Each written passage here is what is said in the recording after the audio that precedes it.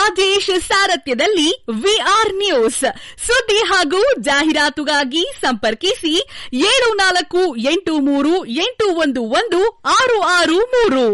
ಸತ್ಯ ಮತ್ತು ಸತ್ಯತೆ ನಿಮ್ಮ ಮುಂದೆ ತೆರೆದಿಡುವ ಪ್ರಯತ್ನ.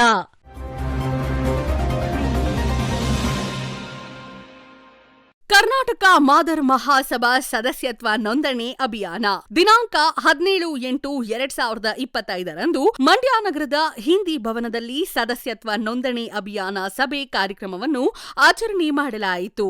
ಈ ಕಾರ್ಯಕ್ರಮದ ಅಧ್ಯಕ್ಷತೆಯನ್ನು ಆರ್ ಧರ್ಮಸೇನಾ ರಾಜ್ಯ ಕಾಂಗ್ರೆಸ್ ಪರಿಶಿಷ್ಟ ಜಾತಿ ವಿಭಾಗದ ರಾಜ್ಯಾಧ್ಯಕ್ಷರ ಅಧ್ಯಕ್ಷತೆ ವಹಿಸಿದ್ರು.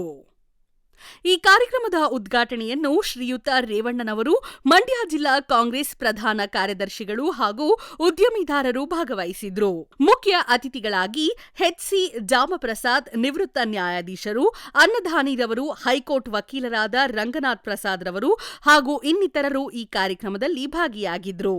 ಈ ಕಾರ್ಯಕ್ರಮವನ್ನು ಉದ್ದೇಶಿಸಿ ಚೆಲುವರಾಜ್ ರವರು ಮಾದಿಗ ಮಹಾಸಭಾ ಸಂಘದ ಸದಸ್ಯತ್ವ ನೋಂದಣಿ ಅಭಿಯಾನವನ್ನು ಬಹಳ ಹೆಚ್ಚೆಚ್ಚಿನ ಪ್ರಮಾಣದಲ್ಲಿ ನೋಂದಾಯಿಸಿಕೊಳ್ಳಬೇಕು ಹಾಗೂ ಹೆಚ್ಚಿನ ಪ್ರಾಮುಖ್ಯತೆ ಮತ್ತು ಬಲಿಷ್ಠತೆ ಹೊಂದಿಕೊಳ್ಳಬೇಕು ಎಂದು ಈ ನಿಟ್ಟಿನಲ್ಲಿ ವ್ಯಕ್ತಪಡಿಸಿದರು. ಈ ಕಾರ್ಯಕ್ರಮದ ರೂವಾರಿಗಳಾದ ಚೆಲುವರಾಜ್, ಗವಿ ಸಂತೋಷ್, ಕಣ್ಣಳ್ಳಿ ಪುಟ್ಟಸ್ವಾಮಿ, ಶಿವರಾಜ್ ಹಾಗೂ ಸಮಾಜಮುಖಿ ಗೌರವಾನ್ವಿತ ಹಿರಿಯ ಮುಖಂಡರುಗಳು ಈ ಕಾರ್ಯಕ್ರಮದಲ್ಲಿ ಸದಸ್ಯತ್ವ ನೋಂದಣಿ ಮಾಡಲು ಮನವಿ ಮಾಡಲಾಯಿತು. ಈ ಕಾರ್ಯಕ್ರಮದ ರೂವಾರಿಗಳಾದ ಶಿವಕುಮಾರ್ ಮತ್ತು ಸ್ವಾಮಿ ಇವರುಗಳ ನೇತೃತ್ವದಲ್ಲಿ ಕಾರ್ಯಕ್ರಮ ಜರುಗಿದ್ವು. ವರದಿ ಶಿವಣ್ಣ ಸಿ, ವಿಆರ್ ನ್ಯೂಸ್, ವರದಿಗಾರರು ಮಂಡ್ಯ ಜಿಲ್ಲೆ. ನಾವು ಮಾದಿಗಾರರು ನಮ್ಮ ಭಾಗದಲ್ಲಿ ಜಾಸ್ತಿ ಅವರೆಲ್ಲರೂ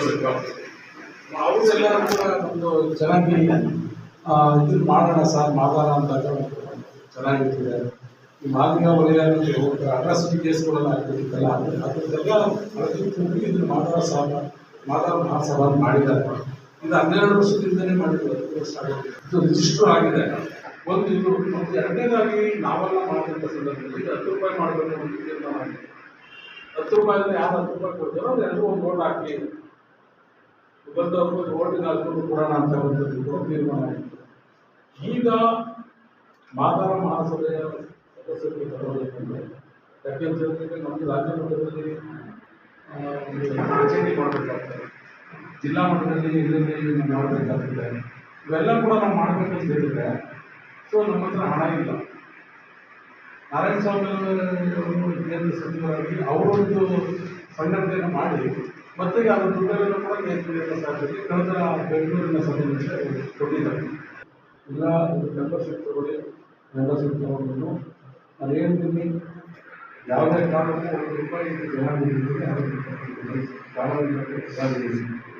ಆಶ್ರಮ ಮಧ್ಯದಲ್ಲಿ ಇದು ನನ್ನ ಜವಾಬ್ದಾರಿ. ಅಕಸ್ಮಾತ್ ನೀವು ಕಾಂಗ್ರೆಸ್ ನಾನು ಕಲಿತಿದ್ದೆ ಅಂತ ನಾನು ಆಗ್ತೀನಿ. ನಾಳೆ ರಾಜ್ಯದಲ್ಲಿ ಕೇಳಿದ್ರು ರೇವಣ್ಣವರು ₹1 ಕೊಟ್ಟಿದ್ದಾರೆ, ಮಂಡ್ಯ ಜಿಲ್ಲೆಯಲ್ಲಿ ಕೇಳಿದ್ರು ₹1 ಕೊಟ್ಟಿದ್ದಾರೆ, ಶ್ರೀರಂಗಪಟ್ಟಣದಲ್ಲಿ ಕೇಳಿದ್ರು ₹10 ಕೊಟ್ಟಿದ್ದಾರೆ, ಯಾವುದೇ ಮೂಲೆಯಲ್ಲಿ ಕೇಳಿದ್ರು ₹10 ಕೊಟ್ಟಿದ್ದಾರೆ, ₹10 ಕೊಟ್ಟಿದ್ದಾರೆ.